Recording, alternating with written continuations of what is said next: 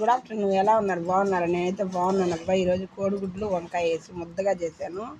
ఈ కూర చాలా టేస్టీగా ఉంటుంది అబ్బా. నేనైతే అల్లం మసాలా వేస్తాను అంతేను.